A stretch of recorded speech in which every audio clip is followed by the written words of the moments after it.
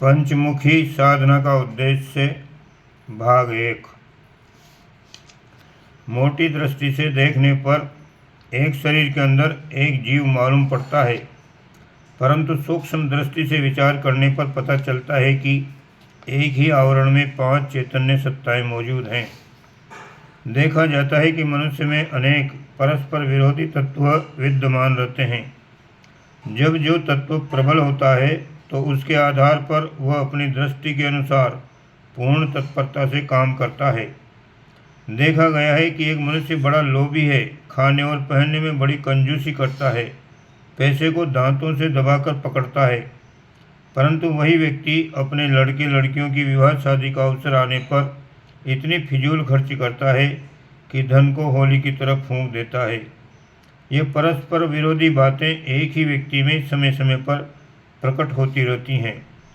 एक समय में एक व्यक्ति बड़ा श्रद्धालु होता है, दूसरे के साथ बड़ी उदारता एवं सज्जनता का व्यवहार करता है, परंतु दूसरे समय में किसी के प्रति ऐसा अनुदार एवं दुर्जन बन जाता है कि इन दो प्रकार की भिन्नताओं में संगति बिठाना कठिन हो जाता है। एक ही व्यक्ति बहुत संयमी एवं सदाचारी होता है, पर कभी कभी उसी का वह व्यक्तित्व प्रबल हो जाता है जिसके कारण वह दुराचार में लिप्त हो जाता है। इसी प्रकार आस्तिकता, नास्तिकता, सुधारकता, रूढ़िवादिता, दयालुता, निष्ठुरता, सदाचार, दुराचार, सत्य, असत्य, लोभ, त्याग, मूर्खता, बुद्धिमत्ता, निष्कपटता, वंचकता के परस्पर विरोधी रूप समय समय पर मनुष्यों में प्रकट होते रहते हैं। इन विसंगतियों को देखकर अक्सर ऐसा अनुमान लगाया जाता है कि अमुक व्यक्ति वास्तव में एक प्रकार का है, दूसरा रूप तो उसने धोखा देने के लिए बनाया है। प्राय बुराई के आधार पर मनुष्य का वास्तविक रूप माना जाता है और उसमें जो अच्छाई थी उसे ढोंग कर दिया जाता है। कोई व्यक्ति दानी भी है तो भी आमतौर से सब लोग चोर मानेंगे और ख्याल करेंगे कि दान का ढोंग करके उसने दूसरों को भ्रम में डालने के लिए रचा है, परंतु वास्तविकता ऐसी नहीं है। कोई व्यक्ति केवल मात्र आडंबर के लिए अपना समय, श्रम, धन आदि अधिक मात्रा में खर्च नहीं कर सकता। जब किसी दिशा में विशेष तत्परता एवं श्रद्धा होती है तभी उसके लिए अधिक त्याग एवं श्रम किया जाना संभव है। ये बात है कि एक ही शरीर में कई शक्तियों का निवास होता है। एक घोंसले में कई बच्चे साथ रहते हैं, परंतु बाहर से घोंसला एक ही दिखाई पड़ता है। गूलर के फल के भीतर भुनगे उड़ते रहते हैं, पर बाहर से उनकी प्रतीति नहीं होती। उसी प्रकार इस शरीर के अंदर कई प्रकृतियों, स्वभावों और रुचियों के अलग अलग व्यक्तित्व रहते हैं। एक ही घर में रहने वाले कई व्यक्तियों की प्रकृति, रुचि और कार्य प्रणालियाँ अलग अलग होती हैं। इसी तरह मनुष्य की अंतरंग प्रवृत्तियाँ भी अनेक दिशा में चलती हैं। सिर एक है पर उसमें नाक, कान, आँख, मुख, त्वचा की 5 इंद्रियाँ अपना काम करती हैं। हाथ एक है पर उसमें 5 उंगलियाँ लगी रहती हैं, पांचों का काम अलग अलग है। वीणा एक है पर उसमें कई तार होते हैं, इन तारों की संतुलित झंकार से ही कई स्वर लहरियाँ बजती हैं। हाथ की 5 उंगलियों के सम्मिलन प्रयत्न से ही कोई काम पूरा हो सकता है। सिर में यदि 5 ज्ञान इंद्रियाँ जुड़ी न हो तो मस्तिष्क का कोई मूल्य न रह जाएगा। खोपड़ी भी फूलों की तरह एक साधारण अंग मात्र रह जाएगी। विसंगतियों का एकीकरण ही जीवन है। इन भिन्नताओं के कारण ही जीवन में चेतना, क्रियाशीलता, विचारशीलता, मंथन और प्रगति का संचार होता है। सूक्ष्मदर्शी ऋषियों ने अपने योग बल से जाना कि मनुष्य के शरीर में 5 प्रकार के व्यक्तित्व, 5 चेतना, 5 तत्व विद्यमान हैं। इन्हें 5 कोश कहते हैं। शरीर 5 तत्वों का बना है। इन तत्वों की सूक्ष्म चेतना ही पंचकोश कहलाती है। ये पांचों अलग अलग होते हुए भी एक ही मूल केंद्र में जुड़े हुए हैं। गायत्री के 5 मुखों का अलंकार इसी आधार पर है। मानव प्राणी की 5 प्रकृतियां हैं, यही गायत्री के 5 मुख हैं। ये 5 मुख एक ही गर्दन पर जुड़े हुए हैं। इसका तात्पर्य यह है कि 5 कोश एक ही आत्मा से संबंधित हैं। महाभारत के आध्यात्मिक गूढ़ रहस्य के अनुसार 5 पांडव शरीरस्थ 5 कोश ही हैं। पांचों की एक ही स्त्री द्रौपदी है। 5 कोशों की केंद्र शक्ति एक आत्मा है। पांचों पांडवों की अलग अलग प्रकृति है। पांचों कोशों की प्रवृत्ति अलग अलग है। इस पृथकता को जब एक रूपता में संतुलित समस्वरता में ढाल दिया जाता है तो उनकी शक्ति अजय हो जाती है। पांचों पांडवों की एक ही पत्नी, एक निष्ठा, एक श्रद्धा, एक आकांक्षा हो जाती है तो उनका रथ हाँकने के लिए स्वयं भगवान को आना पड़ता है और अंत में उन्हें ही विजय श्री मिलती है। 5 कोशों को मनुष्य की पंचधा प्रकृति कहते हैं। पहला शरीर अभ्यास, दूसरा गुण, तीसरा विचार, चौथा अनुभव और पांचवा सत्य। इन 5 चेतनाओं को ही अन्नमय, प्राणमय, मनोमय, विज्ञानमय और आनंदमय कोश कहा जाता है। यही गायत्री के 5 मुख हैं। साधारणतया इन पांचों में एक स्वरता नहीं होती। कोई किधर को चलता है, कोई किधर को। स्वास्थ्य, योग्यता, बुद्धि, रुचि और लक्ष्य में एकता न होने के कारण मनुष्य ऐसे विलक्षण कार्य करता रहता है जो किसी एक दिशा में उसे नहीं चलने देते। किसी रथ में 5 घोड़े जुते हों, वे 5 अपनी इच्छा अनुसार अपनी इच्छित दिशा में रथ को खींचें तो उस रथ की बड़ी दुर्दशा हो जाएगी। कभी वह 1 फर्लांग पूर्व को चलेगा तो कभी 1 मील उत्तर को खींचेगा। कोई घोड़ा पश्चिम को घसीटेगा तो कोई दक्षिण को खींचेगा। इस प्रकार रथ किसी निश्चित लक्ष्य पर नहीं पहुंच सकेगा। घोड़ों की शक्तियां आपस में एक दूसरे के प्रयत्न को रोकने में खर्च होती रहेंगी और इस खींचातानी में रथ बेतरह टूटता रहेगा। यदि घोड़े एक निर्धारित दिशा में चलते, सबकी शक्ति मिलकर एक शक्ति बनती तो बड़ी तेजी से, बड़ी आसानी से वह रथ निर्दिष्ट स्थान तक पहुंच जाता। वीणा के तार बिखरे हुए हों तो उनको बजाने से प्रयोजन सिद्ध नहीं होता, पर यदि वे एक स्वर केंद्र पर मिला लिए जाएं तो और निर्धारित लहरी में उन्हें बजाया जाए तो हृदय को प्रफुल्लित करने वाला मधुर संगीत निकलेगा। जीवन में परस्पर विरोधी इच्छाएं, आकांक्षाएं, मान्यताएं इस प्रकार क्रियाशील रहती हैं जिससे प्रतीत होता है कि एक ही देह में 5 आदमी बैठे हैं और पांचों अपनी अपनी मर्जी चला रहे हैं। जब जिसकी बन आती है तब वह अपनी ढपली पर अपना राग अलापता है।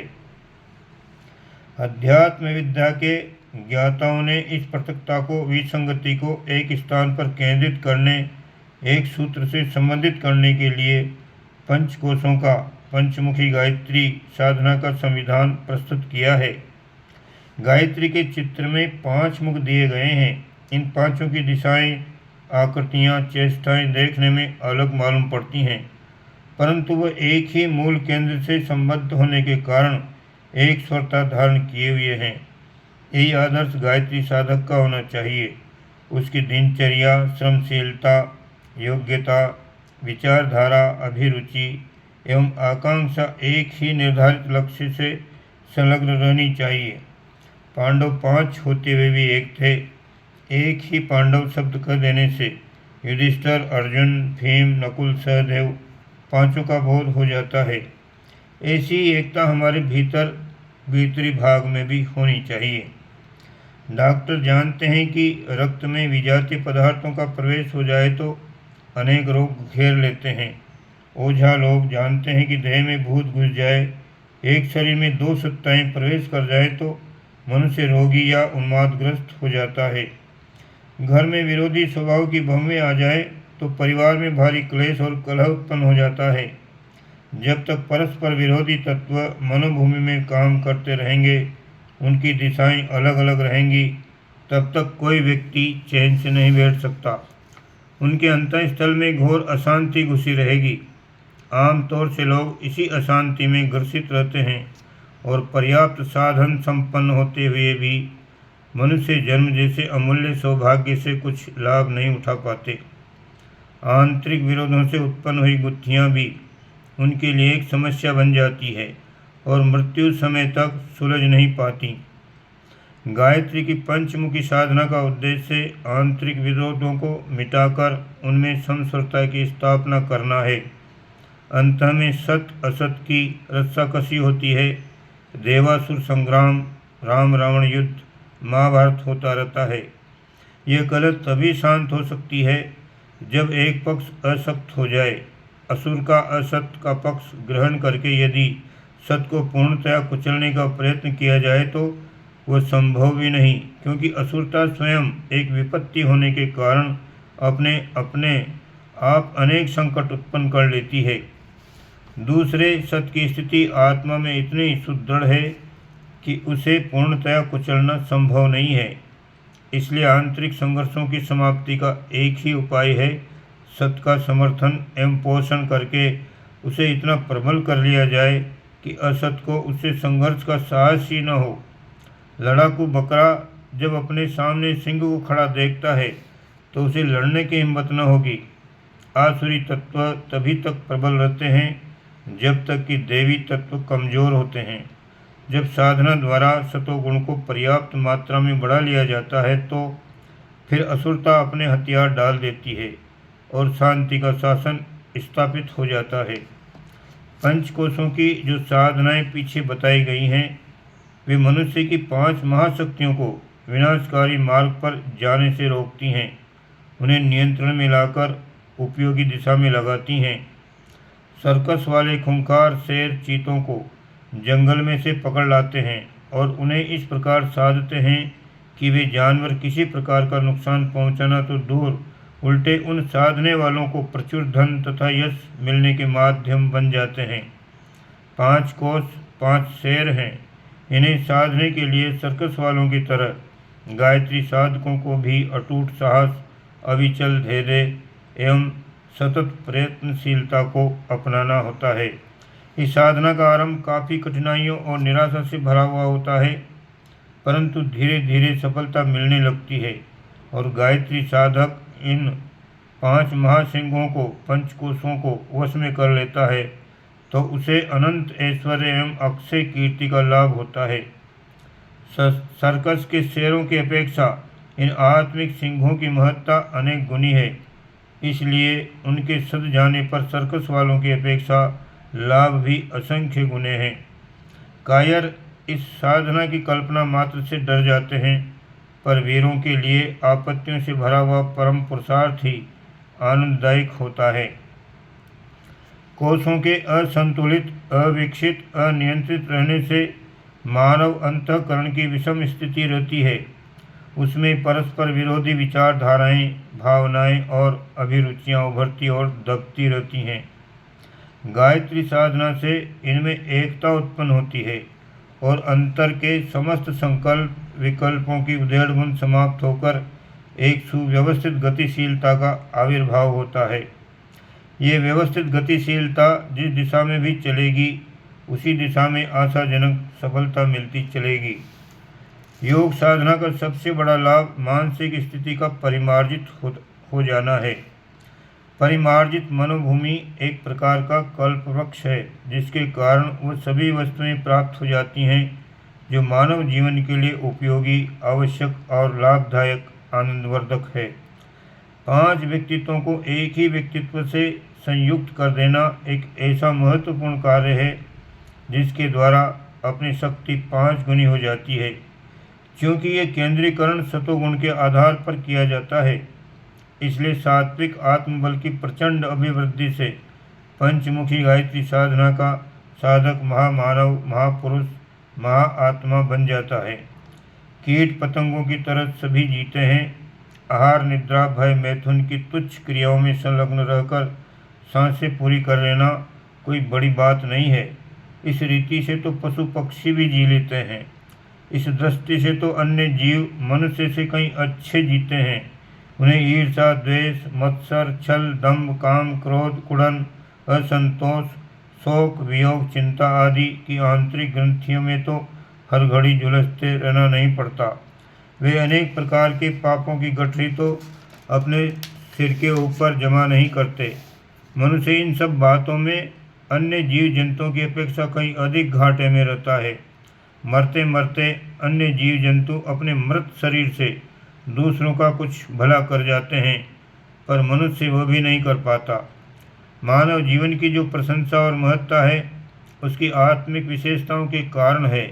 यदि ये विशेषताएं अपने स्वस्थ रूप में विकसित हों तो मनुष्य सच्चे अर्थों में मानव जीवन का लाभ प्राप्त कर सकता है। योग साधना का उद्देश्य व्यक्ति का पूर्ण विकास करना है। उसके भीतर जो अद्भुत शक्तियाँ छिपी हैं उनको योग द्वारा इतनी उन्नत दशा तक पहुँचाया जाता है कि मनुष्य में देवत्व की झांकी होने लगे। भारतीय जीवन की आदिकाल से ये विशेषता रही है कि उसमें उद्देश्यमय आदर्श युक्त परिमार्जित जीवन को ही प्रधानता दी गई है। इस देश में उस व्यक्ति को मनुष्य माना जाता रहा है जो उद्देश्य में आदर्श जीवन जीता रहा है। अज्ञान, अशक्ति और अभाव से संघर्ष करने का व्रत लेने वाले ही द्विज कहे जाते हैं। जो द्विज नहीं है अर्थात जिसने पारमार्थिक जीवन का व्रत नहीं लिया है, उस स्वार्थी, लोभी, विषयी मनुष्य को शूद्र बताकर निंदा की गई है और इस प्रकार से उसका अर्ध सामाजिक बहिष्कार किया गया है। आज तो व्यापक रूप से शूद्रता फैली हुई है। गुण कर्म स्वभाव से आज चांडालत्व और शूद्रता का ही विस्तृत प्रसार हो रहा है। भारतीय संस्कृति की अद्भुत महानता है कि वह अपने हर अनुयायी को ये प्रेरणा देती है कि पशु पक्षियों, कीट पतंगों जैसा शिष्णोदर परायण तुच्छ जीवन न जिएं, वरन अपना प्रत्येक क्षण महान आदर्शों की पूर्ति में लगाए। अपनी व्यक्तिगत आवश्यकताओं को, शरीर निर्वाह की ज़रूरतों को कम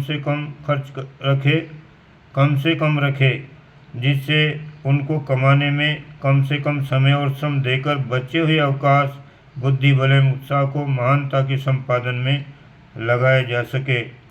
ओम शांति।